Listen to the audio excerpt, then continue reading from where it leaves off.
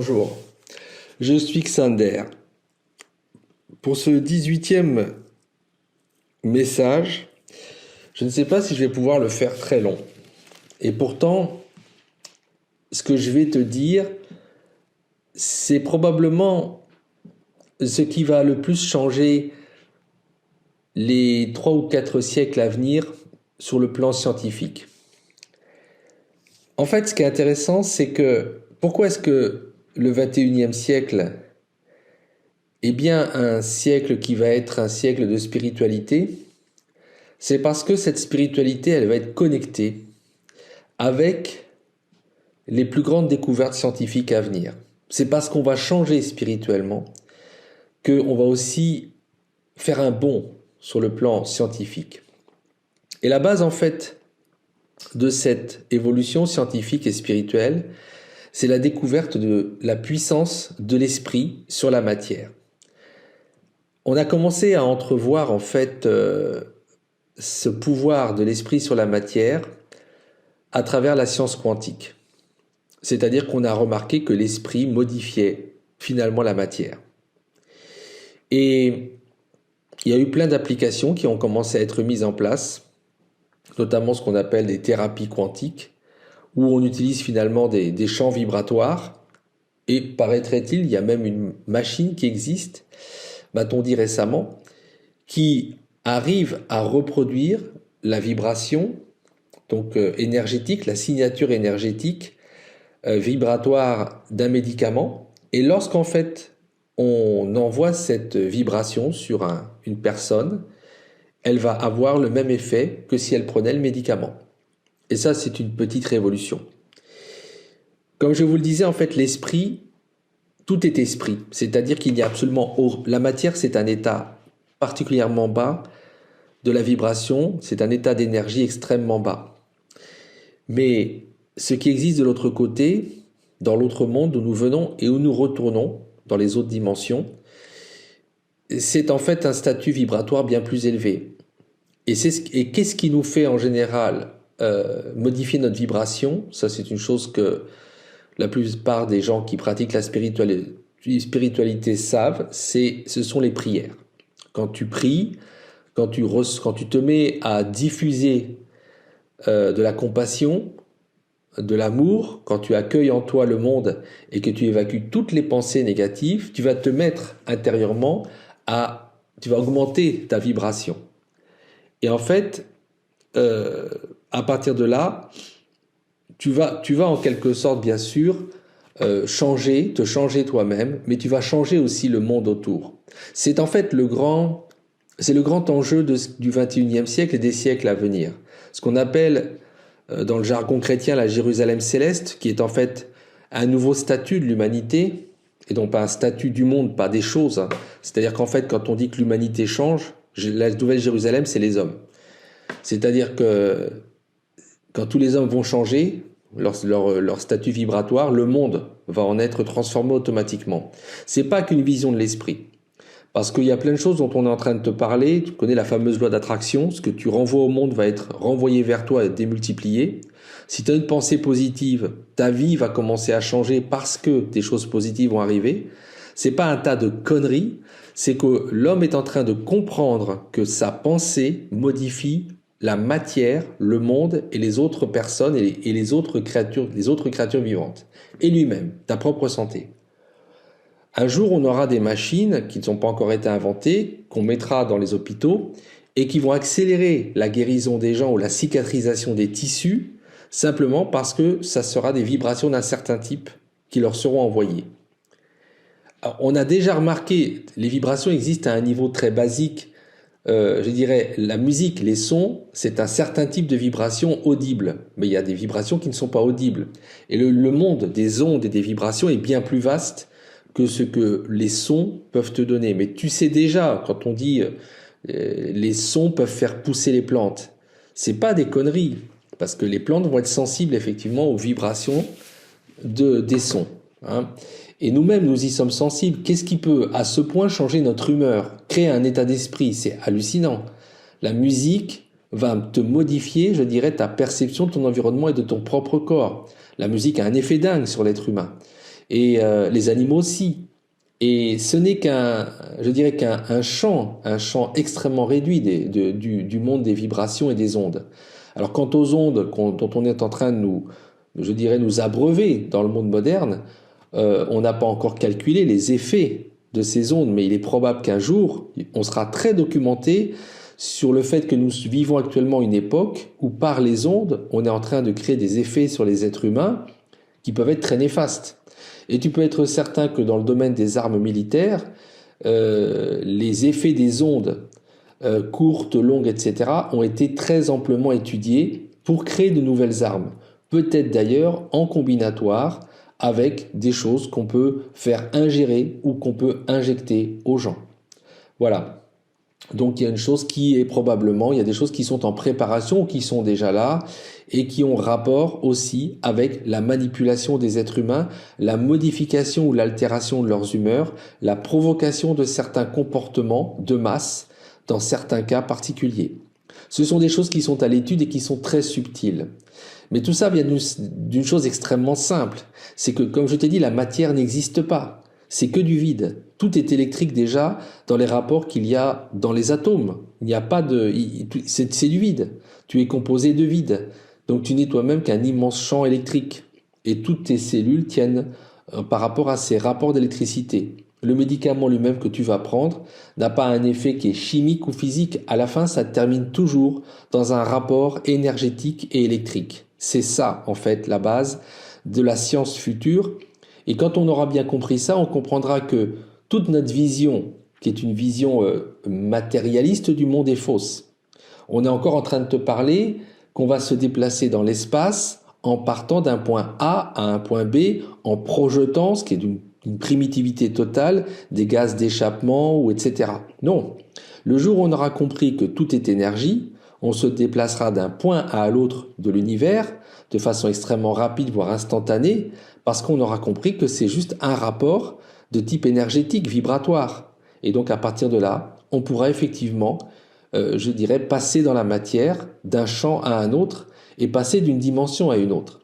Donc le monde futur va être totalement modifié par cette science balbutiante qui s'appelle la science quantique, mais qui n'est qu'un tout petit coin du voile qui est soulevé sur le vrai fonctionnement.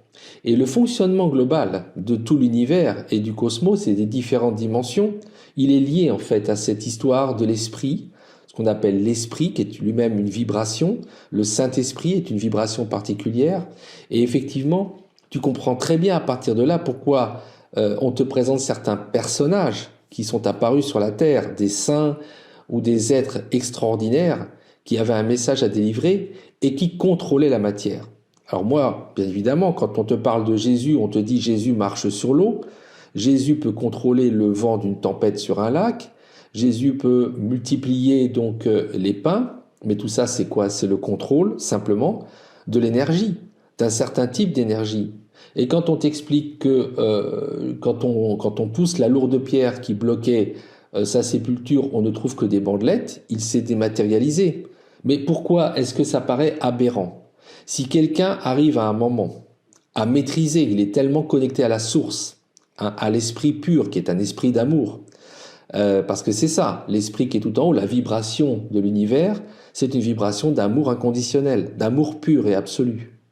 Donc si à un moment quelqu'un devient ça, mais qu'est-ce qui l'empêche effectivement de se dématérialiser? C'est le stade ultime où le corps physique, qui n'est fait lui-même que d'une certaine mode de vibration, va se mettre, s'assujettir, n'est-ce pas, va s'aligner sur la vibration de cette personne qui est amour pur. Et quand tu es amour pur, eh bien tu fusionnes directement avec Dieu.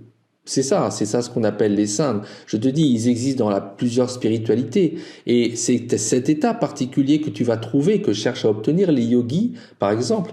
Qu'est-ce qu'ils te disent? Ils te disent, il faut faire le vide, enlever le mental pour faire rentrer le monde en toi. C'est-à-dire que tu entres en méditation et le monde, effectivement, tu vas l'accepter. C'est pas un hasard si, par exemple, dans certaines spiritualités, tu as cette insistance à répéter l'acceptation du monde. Inch'Allah, ça veut dire quoi? Ça veut dire que Dieu, j'accepte ce que Dieu a décidé. Et cette posture particulière que tu vas trouver chez les musulmans et que je souhaiterais voir revenir chez les chrétiens, eh bien c'est d'accepter Dieu, de comprendre que quelque chose nous dépasse, mais qu'à partir du moment où tu acceptes Dieu, Inch'Allah, tu vas commencer à comprendre la vie et à développer tout un ensemble de qualités qui sont amour. Voilà, tu vas pouvoir commencer à t'accepter toi-même, à accepter les choses qui t'arrivent. Et là, tu vas grandir effectivement en sagesse et en spiritualité. Donc cette démarche est extrêmement importante. Et quand tu vois ce qui se passe, par exemple, Jésus va jusqu'à la fin. Le processus qu'on te montre à travers la vie de Jésus, on te le balance, on dit c'est un Dieu. Je suis désolé, il se dit plus de 70 fois, je t'ai dit, il se présente comme fils de l'homme. Il est très intéressant ce personnage, très intéressant. Parce qu'il est en train de te montrer des choses, il est en train de t'expliquer la cosmophysique, la façon dont ton univers est structuré. Il est déjà en train de te parler de sciences quantiques, Jésus, mais tu le vois pas, mais il est déjà en train de te le dire. Quand il est en train de dire, peu avant d'être crucifié, il demande à Dieu, s'il te plaît Seigneur, si c'est possible, écarte de moi cette coupe. Cette coupe, c'est quoi?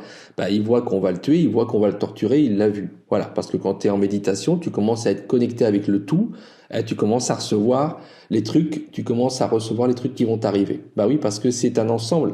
Le tout, c'est connecté. On est tous connectés, tout est interconnecté. Donc tu médites, tu entres en connexion, et à ce moment-là, tu vas voir ce qui va te tomber sur la tronche, et c'est pas forcément très chouette. Parce que comme tout le monde, Jésus, il avait bien un système de nerfs reliés jusqu'à son cerveau, il pouvait éprouver la souffrance. Donc ça lui plaît pas du tout. Mais il accepte. Et c'est là qu'il va passer le cap, il franchit un cap, n'est-ce pas? Et il franchit un cap et là, il est dans l'acceptation. Et quand il est dans l'acceptation, qu'est-ce qu'il fait? Il devient amour, il devient compassion, il devient amour inconditionnel des hommes. Et à partir de là, je dirais que son onde vibratoire, ce qu'il est en tant qu'individu, fusionne avec Dieu, parce que Dieu c'est ça. Dieu c'est amour pur. Donc à ce moment-là, effectivement, tu vois ce processus où il va fusionner. Donc c'est pas dur à avaler après de se dire, même quand on est scientifique, il se dématérialise. Parce que effectivement, la matière, c'est juste une illusion d'optique. C'est juste une façon, une reconstruction du système de tes 5 sens qui arrive jusqu'au ton cerveau. Mais tout à la base, tu es fait de pures relations électriques. Donc tout ça, c'est vraiment, je dirais, comme j'ai toujours dit, quand je dis que c'est un grand jeu vidéo, on va me dire, vous êtes en train d'amener les gens peut-être à considérer que la vie n'est pas réelle, et donc si la vie n'est pas réelle, ils pourraient faire des conneries, etc., se suicider. Non, pas du tout. Je vous dis pas ça, les mecs, hein, ni les filles. Je vous ai jamais dit ça. Je vous dis simplement que c'est comme ça que c'est. C'est comme ça que c'est. Je suis pas en train de vous proposer une image. Ce manque de peau, c'est comme ça qu'on est fait. Quand tu touches une table, c'est du vide. Ton propre corps, avec tes cellules, tes globules rouges, toute ta peau, tu as l'impression que tout ça, c'est réel, c'est vrai. C'est vrai à un certain point de vue, mais c'est que des systèmes de rapports électriques. Parce que c'est ça les atomes. Donc quand tu vas creuser encore plus profondément, tu vas te rendre compte que ce qu'on appelle l'esprit, c'est une énergie vibratoire. Et bien sûr, c'est pour ça qu'on est tous interconnectés. C'est pour ça que tu ne meurs jamais. Parce que tu es dans un système qui est globalement un système électrique. Et toi, ton âme, c'est aussi un code électrique. Et ça ne s'éteint jamais. Sauf si tu as décidé, toi, de le foutre en l'air. Sauf si tu as décidé de ternir ce système électrique complexe qui est ton âme, ton individualité, par certaines actions qui vont le faire vibrer de plus en plus bas. Tu vois, à un moment, je pense que ce que je dis va parler aux électriciens. Ceux qui font un CAP d'électricité, ça leur parle. Parce qu'ils commencent à comprendre cet univers qui est très particulier. Quand on te parle de vibration, on ne te dit pas des conneries. Élever ta vibration par la prière, élever ta vibration par l'amour que tu vas diffuser, forcément, tu vas te mettre à rayonner. Et quand on te parle d'aura, de choses comme ça, on a l'impression qu'on te parle de quelqu'un qui est une ampoule électrique. Oui, je suis désolé, mais un être vivant, notamment un être humain, c'est une grosse ampoule électrique. Voilà. Alors tu peux l'éteindre, ton ampoule, en pensant, c'est même pas en faisant des saloperies, c'est en pensant des saloperies. En pensant mal, tu vas t'éteindre, en pensant vers le bas. Tous les gens qui, par exemple, entrent dans des systèmes de dépression, ils vibrent de plus en plus bas. Parce que voilà, il y a une souffrance, il y a une douleur, il y a des choses, ces souffrances peuvent être anciennes, des souffrances karmiques, des choses qu'on reçoit des autres vies, ou des souffrances qu'on a vécues, et on n'arrive pas à passer le cap, on n'arrive pas à intégrer. C'est là que la spiritualité, elle est importante, elle est intéressante. Parce que ce sont des boussoles, des guides qui nous ont été laissés pour nous aider dans des systèmes d'épreuves qui sont quand même particulièrement dur et chiadé, et c'est très dur quelquefois de s'en sortir. Les souffrances qu'on ressent sur la terre, c'est très difficile. Et donc à partir de là, la spiritualité va nous aider quand même, parce qu'elle va nous expliquer ce que vous vivez, ce sont des épreuves qui sont là pour vous faire grandir, pour vous faire progresser, et même si vous en chiez un max quand vous êtes en train de les subir, si vous arrivez à faire face, si vous arrivez à puiser en vous, vous allez en retirer quelque chose qui va vous grandir. Et donc ça, c'est quelque chose qui est très particulier. C'est aussi pourquoi on doit s'entraider les uns les autres, parce qu'il y a des moments où certains d'entre nous, ils en bavent vraiment. Ça, c'est très important, même pour soi-même, pour son propre progrès spirituel. Ce que je voudrais t'apporter, à travers ce que moi j'ai compris, c'est qu'il ne faut jamais avoir peur. Tu vois, cette peur que nous avons de l'inconnu, tu ne dois pas l'avoir. Quand tu connais vraiment, je dirais d'une façon intuitive, mais aussi scientifique, la façon dont le monde fonctionne, tu sais que tu es totalement immortel. Parce que ce système énergétique qui fait ton âme, qui fait que tu m'entends ta conscience, a été créé quelque part. C'est comme un système, c'est comme ton code génétique. Ça ne meurt jamais. Sauf si tu as décidé de le laisser mourir. Sauf si tu as décidé de t'éteindre, que ta lumière intérieure, tu l'éteignes toi-même. Et encore, il en faut des trucs. Je veux dire que c'est pas immédiat, ne crois pas. Et quand on dit que les gens qui se suicident, etc., non. Le suicide, comme je t'ai dit, c'est arrêter la vie alors qu'un problème existe, mais qu'on ne l'a pas résolu. Donc quelque part, souvent, ce qui va se produire, c'est que les gens de l'autre côté se retrouvent avec le problème qui est non résolu. Bon, souvent, on a la chance de revenir, mais le même problème devra quand même se représenter et être résolu. C'est terrible à dire cette chose, mais c'est la vérité. Et quelque part, c'est pourquoi il ne faut jamais attenter à sa propre vie. D'abord, je dirais, tu n'en as pas le droit parce que tu ne t'es pas créé toi-même. Tu ne t'es pas créé toi-même. Tu peux effectivement piétiner le château de sable que tu as fait toi-même sur la plage, ou bien le château de cartes.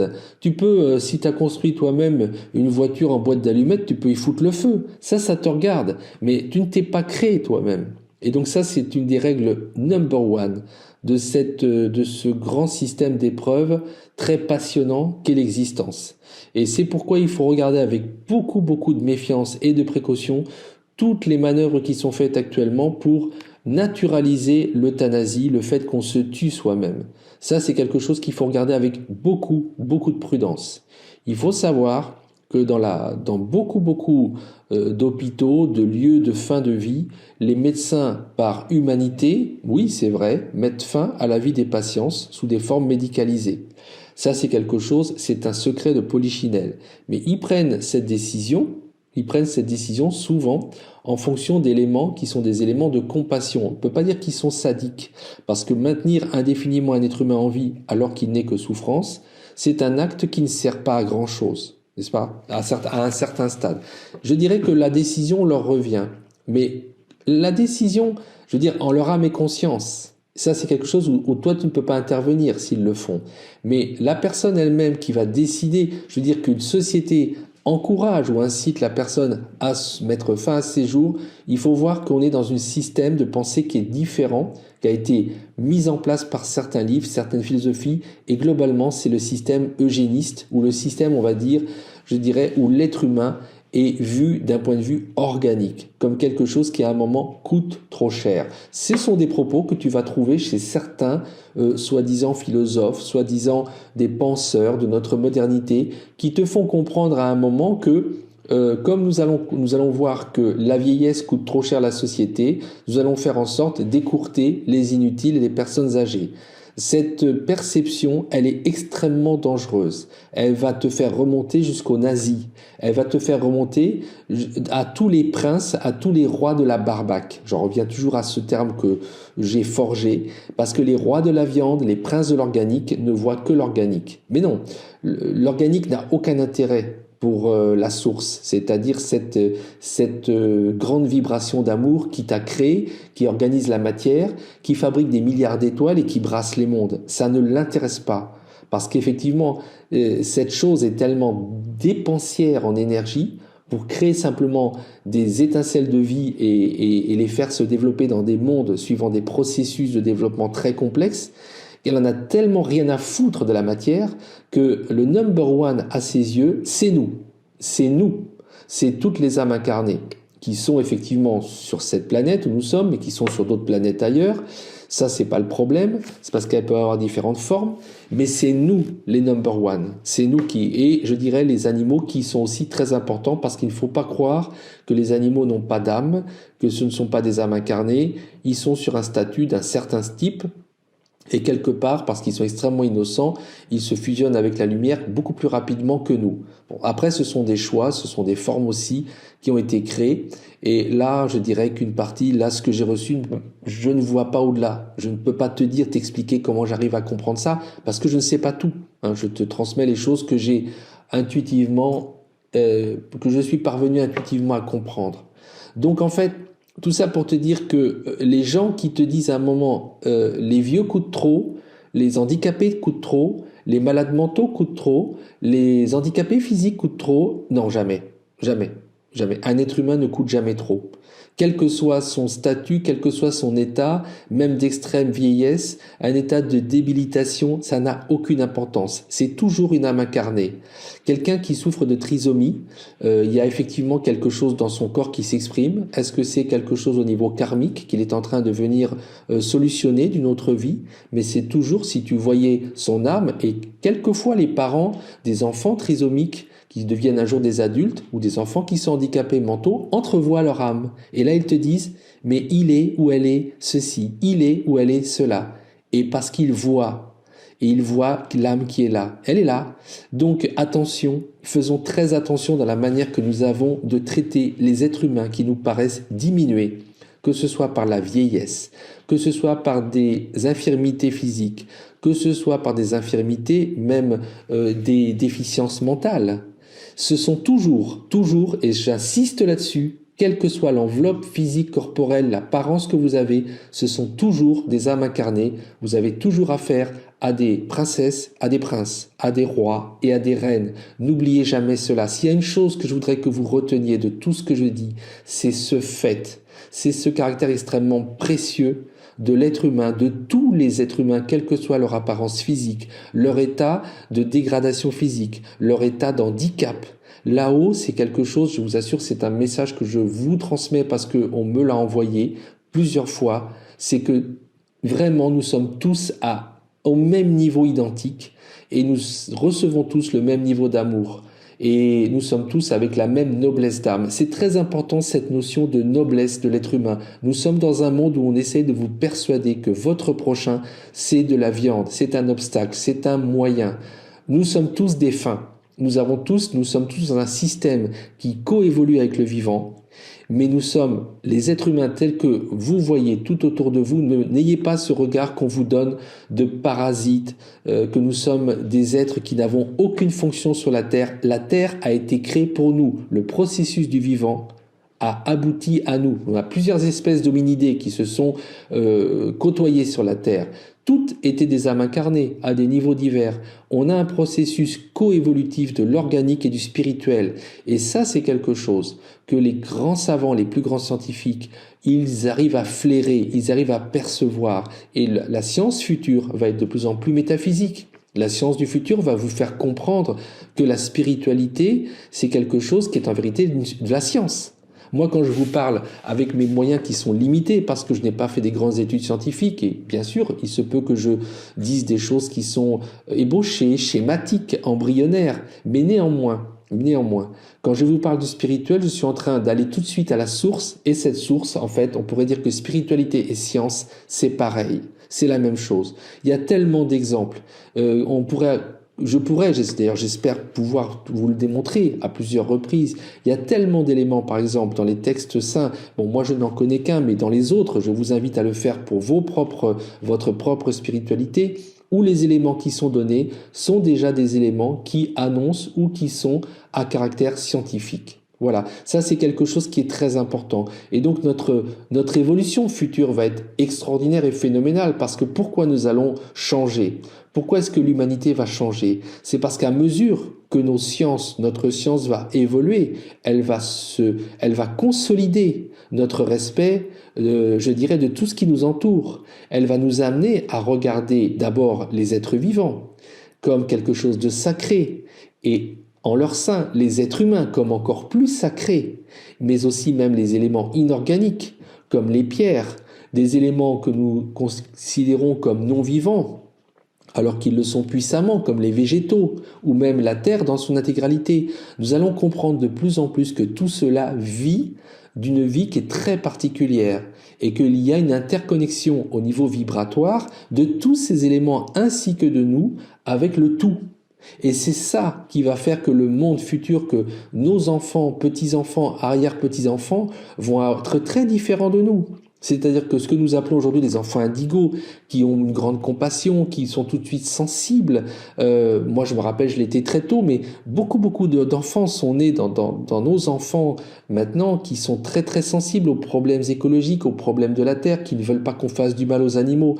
Eh bien, ce qui est en train de se produire, ce ne sont pas que nous avons en face de nous des illuminés. On n'a pas des enfants illuminés. On a des enfants qui sont hyper conscients, hyper empathiques, mais qui sont aussi des futurs hyper scientifiques. Les deux sont liés. Il y a une connexion profonde. Et c'est ça que je regrette peut-être en tant qu'être humain. Bon, bien sûr, ma vie en tant que... Ma combi de survie, elle a déjà fait un demi-siècle passé. Donc je sais qu'après, maintenant, je descends la pente vers la dégradation de plus en plus vite. Ma combi de survie va se dégrader chaque jour un peu plus. Mais j'aurais vraiment bien voulu voir ça de mes yeux. Parce que vous seriez très étonnés du monde qu'il y aura. Je ne pense pas qu'on va se foutre en l'air, en dépit de ce que vous pouvez croire, parce que nous sommes très protégés. On est très aimés d'en haut, on est très protégés. Ne croyez pas, notre humanité, nous ne sommes pas là pour rien, et ça ne va pas s'arrêter comme ça avec quelques bombes thermonucléaires qui sont balancées par des quelques oiseaux. Ça ne va pas exister comme ça. Il y a vraiment une grande protection. Mais je peux vous dire que dans 2-3 siècles, comment sera le monde? Moi, je serais vraiment curieux de le voir. Et je vous fous mon billet que ce que je suis en train de vous dire sera tellement démontré par mille et une choses que vraiment, ça deviendra une banalité. C'est-à-dire qu'on ne va plus traiter les problèmes que nous avons de la même manière. Aujourd'hui, quand on vous soigne à partir d'un système, une vision chimique de votre corps. On découpe certaines parties pour essayer de soigner le corps. Un jour, on n'interviendra même plus avec de la chirurgie sur les corps. On va simplement appliquer un appareil qui va émettre certaines vibrations, qui vont restructurer, qui vont inciter les cellules à s'auto-soigner, qui vont à certains endroits mettre en place un système de thérapie accélérée.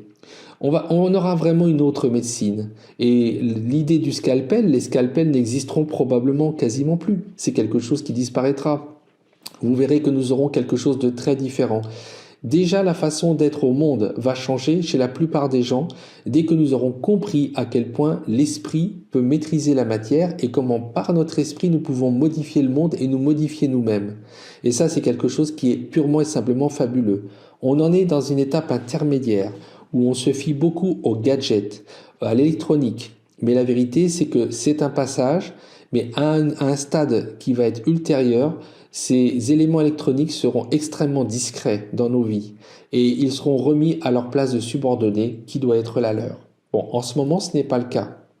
Mais comme je vous ai dit, il y a un grand enjeu et un grand défi et certains des plus jeunes qui viennent au monde actuellement sont capables de les relever. Moi, à certains égards, je suis désolé parce que moi, on va dire entre guillemets, je suis un vieux, mais je m'adresse pas tellement aux vieux. Parce que moi, je vois les gars de mon âge et les filles de mon âge, et ben, je vais vous dire, on dirait qu'ils sont déjà morts.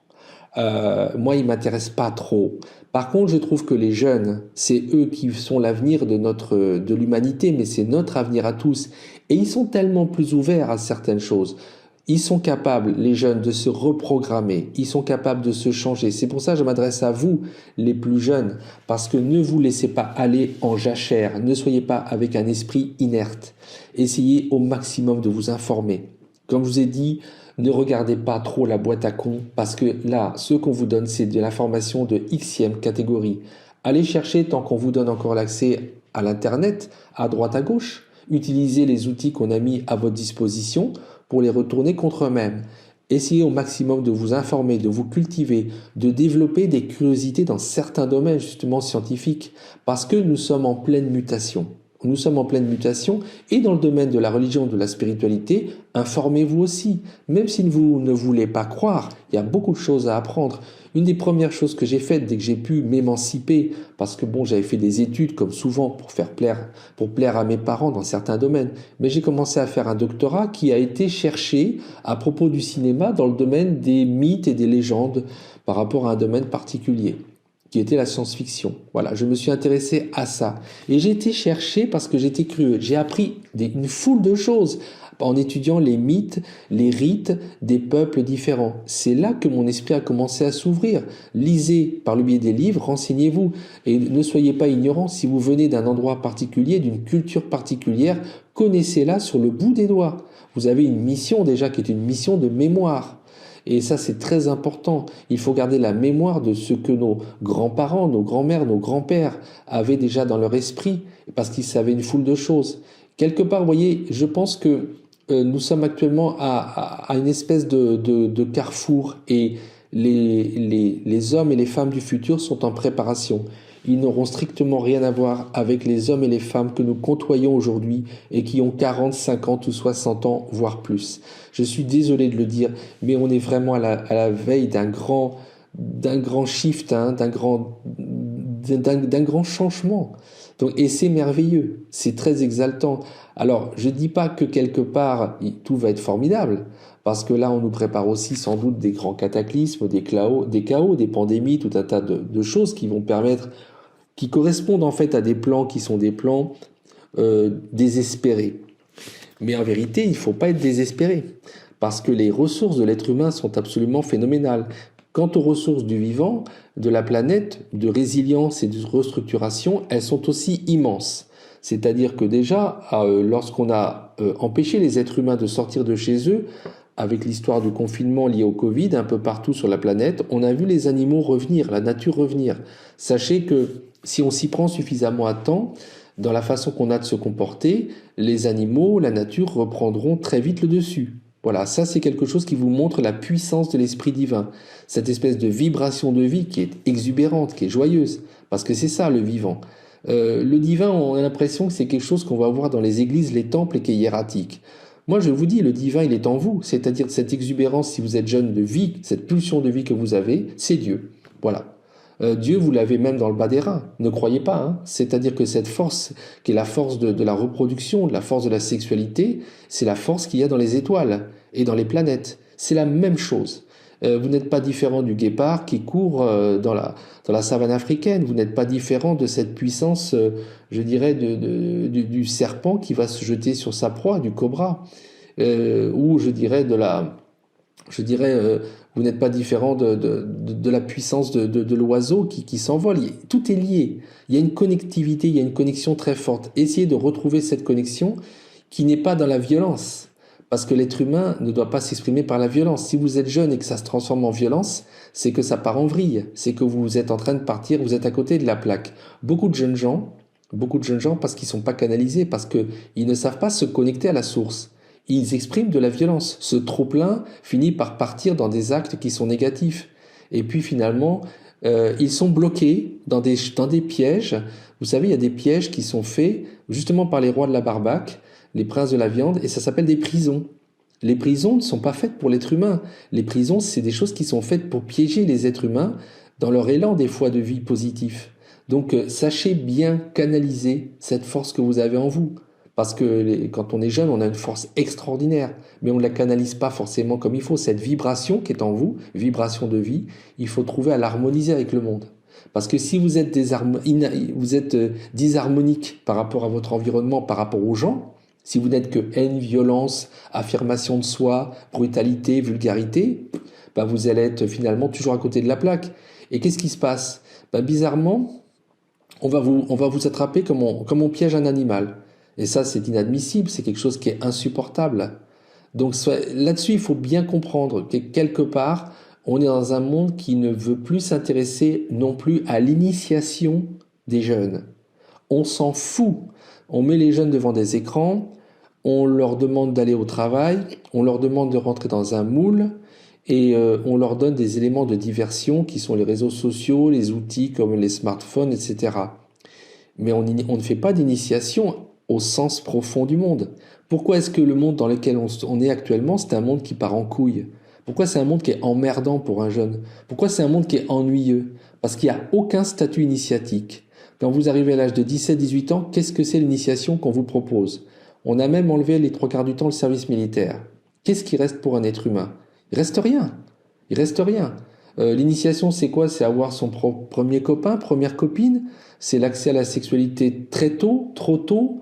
Et ça conduit à quoi? Ça nous ramène à une forme d'animalité parce qu'il n'y a pas la structuration psychologique, il n'y a pas encore la structuration sentimentale qui permet d'avoir une vraie relation d'amour. Mais en fait, on se fout totalement des jeunes. Sur toute la Terre, à part dans certaines sociétés un peu traditionnalistes, les jeunes, je suis désolé, on leur chie dessus, on leur pisse dessus. Et c'est pour ça que moi je m'adresse à vous qui êtes les plus jeunes. J'ai été enseignant et moi j'adorais quand j'étais enseignant être déjà. Alors ce qui est marrant c'est qu'au début j'avais même des élèves qui étaient plus vieux que moi. Vous allez rigoler. Mais bon, c'est pas le problème. Mais je vais vous dire une chose, le métier d'enseignant il est très intéressant parce que j'ai pu voir à quel point il y avait de la pureté et de la candeur chez tous les êtres humains. En plus, j'avais des êtres humains qui venaient de tous les horizons par le biais de l'immigration. Et j'ai vu que les cerveaux humains étaient tous faits de la même manière, quelle que soit l'apparence physique et la couleur de la peau. Et ça, c'est un truc de dingue. Je vais vous dire une chose, par conséquent, on a une société qui piétine les jeunes. Mais partout, partout, partout. La société moderne de la consommation, elle exploite les jeunes. Elle va avoir ce qu'il y a chez le jeune, par exemple le goût du contact humain. Le jeune, il n'aime pas être seul. Il n'aime pas être seul, il n'aime pas être isolé. Donc son téléphone, son smartphone, ça va devenir sa béquille qui va lui permettre d'être en contact avec les autres. Mais c'est une béquille qui est à double tranchant parce qu'il n'a pas de vrai contact avec les êtres humains, il a des faux contacts, il a une apparence de contact. Et il est finalement piégé dans un piège virtuel. Je vous parlais des prisons, qui sont des endroits où on piège beaucoup trop de jeunes, parce qu'ils ont leur énergie qui part dans tous les sens et qui n'est pas canalisée. Eh bien, je vais vous dire un autre piège qui est particulièrement vicieux.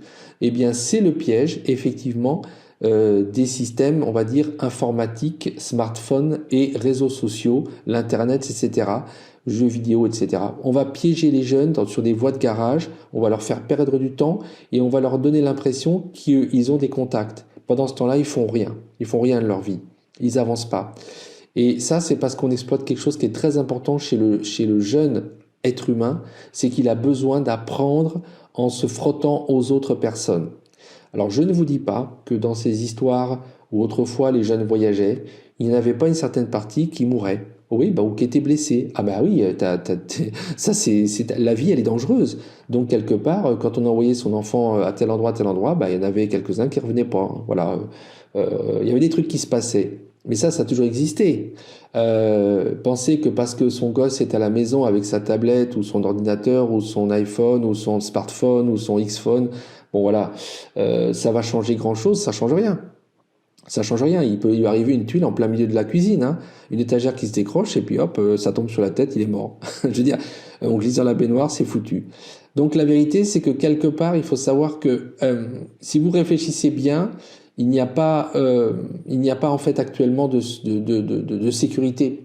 Mais par contre, ce qui est terrible, c'est de faire des êtres humains qui n'ont pas d'expérience. Donc ce qu'on fait, c'est qu'on a des êtres humains qui se font prendre au piège du virtuel, qui ne vivent pas, qui sont en mode, comme je vous disais, pause. Et pour un jeune, être en mode pause, c'est pire que tout. Donc quelque part, il va falloir changer profondément notre rapport avec ces pièges des mondes virtuels, des mondes parallèles, qui sont des pièges dans lesquels les êtres humains vont se perdre et qui ont surtout un but, c'est-à-dire qu'on neutralise ceux qui ne sont pas piégés dans les prisons, parce qu'ils sont entrés en rébellion, eh bien, on va les piéger ailleurs, on va les piéger parce qu'ils sont bien sages, on va les lobotomiser par le virtuel. Mais c'est encore une façon de neutraliser une force qui est très difficile à canaliser dans toutes les sociétés humaines depuis l'aube de l'humanité, c'est-à-dire les jeunes êtres humains. Mais pourtant, les jeunes êtres humains, c'est le changement. C'est ce qui va faire le monde du futur. Et pourquoi est-ce qu'on risque d'avoir un monde qui est un monde complètement débile, là, actuellement? C'est parce qu'on ne permet pas la créativité. Quand vous êtes quelqu'un qui est toujours avec des smartphones et des choses comme ça, et qui est dans l'Internet et les réseaux sociaux, ce que vous allez avoir, c'est que vous allez être mis en contact avec le discours officiel commun, le consensus, comme on dit. Ben, le consensus, ça tue l'intelligence, ça tue la créativité. Ça tue la découverte de l'être humain. Donc la vérité, c'est que pour pouvoir faire des êtres humains intéressants, nouveaux et intelligents, il faut qu'ils se confrontent avec le monde et qu'ils se confrontent avec la diversité. Par exemple, qu'ils aillent voyager à l'étranger, qu'ils aillent se confronter avec l'autre, voir comment l'autre il est fait. Et souvent, ça donne des êtres humains de qualité plus intéressante, qui ont mûri plus vite et qui vont être plus créatifs. Donc, on a besoin sans doute de recréer une société différente, qui est beaucoup plus connectée partout au sacré, qui reconnaît que le monde fonctionne suivant un système spirituel et non pas un système matériel, que le spirituel, c'est-à-dire cette espèce de système de vibration et d'énergie qui est aussi dominant dans la dimension où nous sommes, même si c'est une des dimensions les plus lourdes qui soit, eh bien c'est ce par quoi nous devons aborder le monde et que le monde a par conséquent une espèce de verticalité, c'est-à-dire qu'il a un ancrage vers le sacré. Il est ancré à quelque chose d'autre, à une source énergétique, spirituelle plus haute. Ensuite, à partir de là, il faut faire en sorte quand même de retrouver des systèmes initiatiques de spiritualité. C'est-à-dire que les jeunes, par un biais ou par un autre, ils vont devoir finalement, pour être plus intéressants, comprendre la profonde nature du monde et de leur propre nature. C'est-à-dire que si en tant qu'être humain, tu ne sais pas qui tu es, de quoi tu es fait, si tu n'es pas confronté à ton essence, à ta propre identité, à ta propre personnalité, et que si tu ne la découvres pas, ben tu ne peux pas avancer dans le monde. Et c'était aussi une des fonctions de l'initiation. C'est que l'initiation permettait aux jeunes hommes de se découvrir dans leur courage, aux jeunes femmes aussi de se découvrir à l'époque dans les sociétés traditionnelles, dans leur capacité à être mère, à être femme et à être épouse. C'est très important parce qu'aujourd'hui, tout ça, toutes ces initiations n'existent plus. Voilà, c'est-à-dire que, et on est dans un système qui est en train de vouloir enlever les enfants aux parents. La dernière étape des princes de la Barbaque, c'est de retirer l'éducation des enfants aux parents, de casser toutes les structures communautaires ancestrales, de casser tous les liens que nous avons avec nos grands-parents, arrière-grands-parents et ancêtres, de manière à ce que la personne humaine soit totalement soumise à la volonté d'un système global, étatique, gouvernemental, ce que tu veux, qui finalement, depuis sa naissance jusqu'à sa mort, va le gérer comme un morceau de barbac. C'est ça le système qu'ils ont mis en place et qu'ils veulent absolument finaliser. C'est-à-dire que, en tant que jeune, en tant qu'être humain, en tant que vieux, ton existence les gêne. C'est presque, tu vois, il y a un petit peu je trouve que, comme toujours, je me réfère un peu des fois, enfin depuis 2-3 audios à ce film, mais ce film où tu as donc un personnage qui prend une pilule rouge et se réveille, et il est face à des agents qui viennent lui dire que vous les êtres humains vous puez. Votre odeur est insupportable. C'est-à-dire que l'être humain, effectivement, quelque part, on te fait sentir que le fait qu'on existe en tant que vieux, en tant que jeune, qui est récalcitrant, indocile, non productif, en tant que vieux, inutile, on a l'impression qu'on est de la viande. Et ce monde dans lequel nous vivons te conduit à te penser comme de la viande.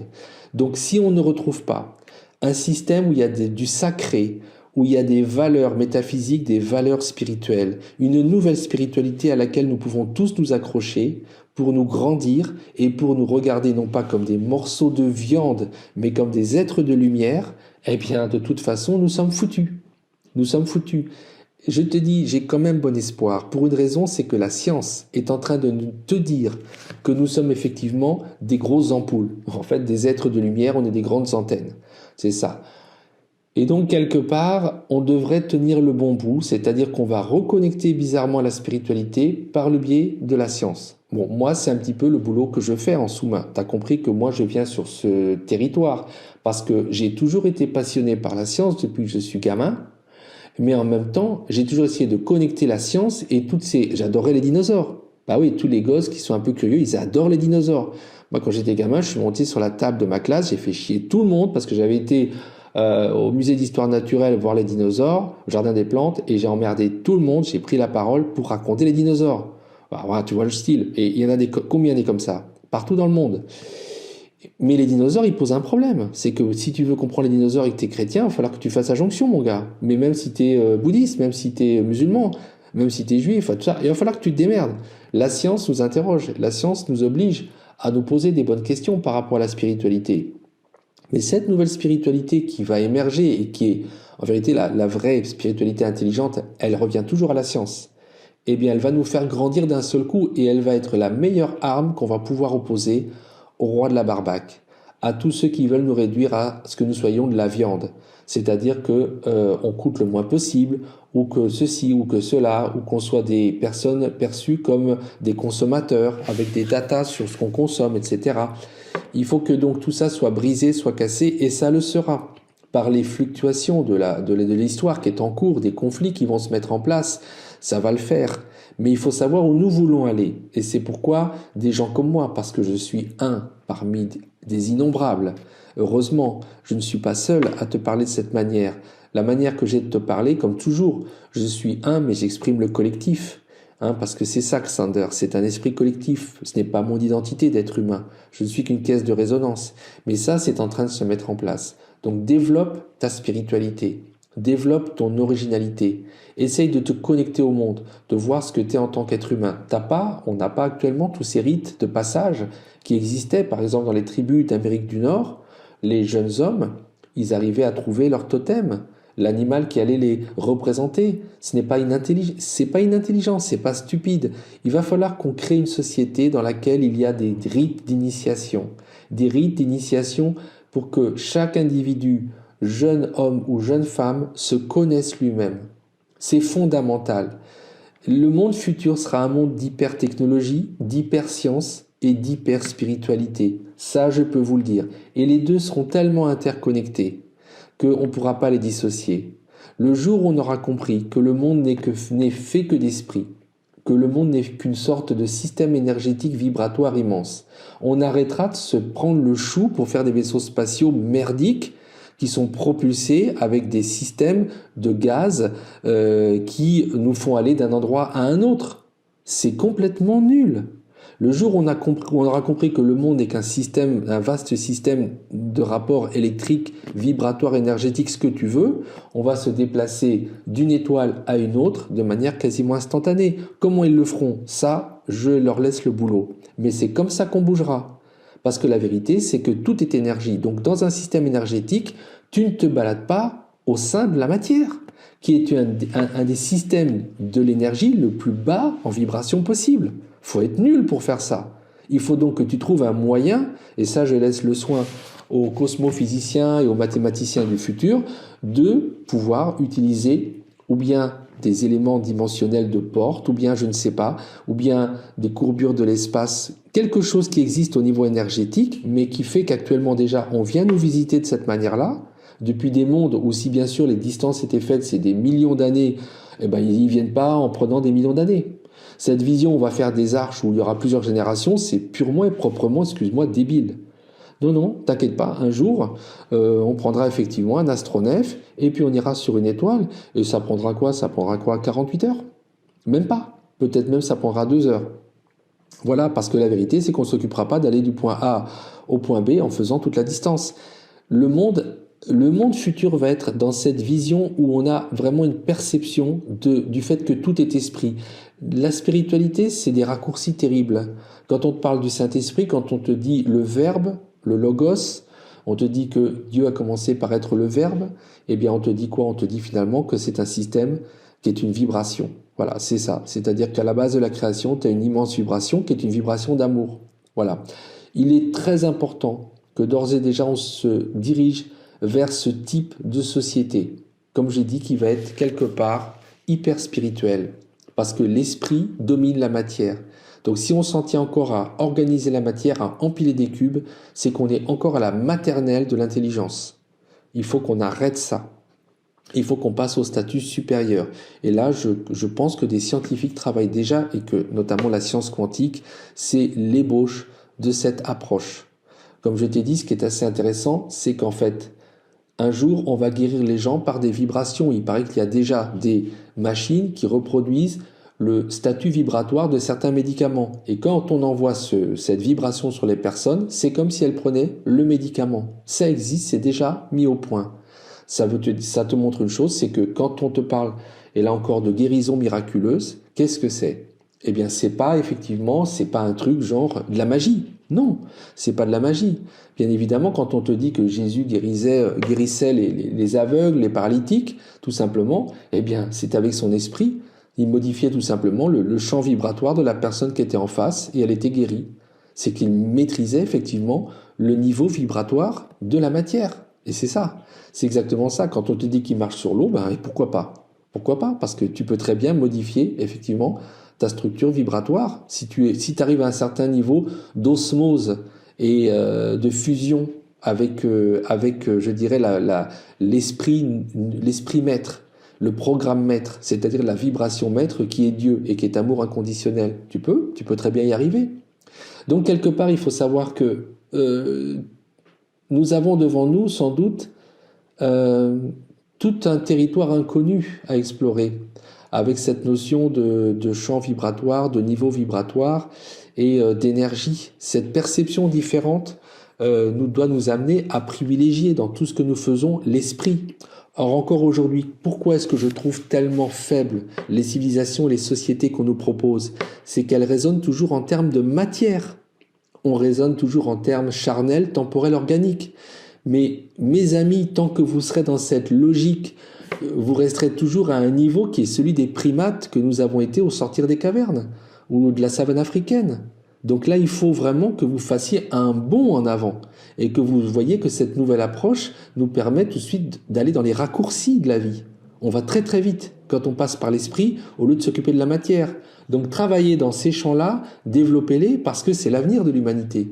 Et nous allons rejoindre tout simplement un ensemble de personnes, d'individus qui sont nos frères et nos sœurs des étoiles qui sont déjà arrivés à ce stade. Ce qui est très important, c'est que dans ce processus, il faut absolument, je dirais, être toujours avec des yeux purs et candides. C'est très important d'avoir cette candeur.